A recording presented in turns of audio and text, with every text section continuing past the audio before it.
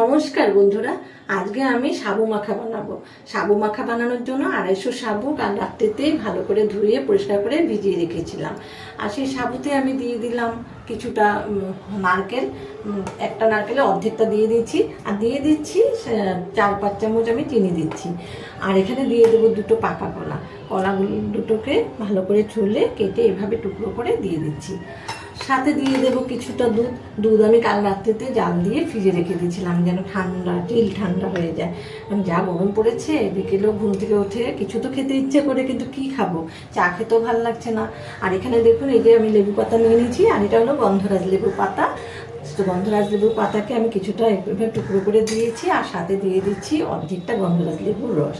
আর এই দিয়ে ভালোভাবে সাবুকে মেখে নিয়েছি। মেখে এভাবে আমি এখন দুটো বাটিতে নিয়ে নিচ্ছি। আর ছোটোবেলায় এই সাবু মাখা যখন মা করতো, মানে বাড়িতে কোনো পুজো হলেই তো সাবু মাখা হতো, আর সেই সাবু মাখা খাওয়ার জন্য মানে অপেক্ষা করে বসে থাকতাম, সে কখন পুজো শেষ হবে আর মা সাবু মাখা করবে দেবে। তো এই খাওয়াগুলো না খুব ভালো লাগে খেতে, তাই আমি চেষ্টা করি আমার বাচ্চাদের দিতে। যদি আপনাদের ভালো লাগে, আপনারা ওই গরমে বাচ্চাদেরকে বিকেলে এইভাবে সাবু মেখে দিতে পারবেন, বা স্কুলেও দেওয়া যায় টিফিনে।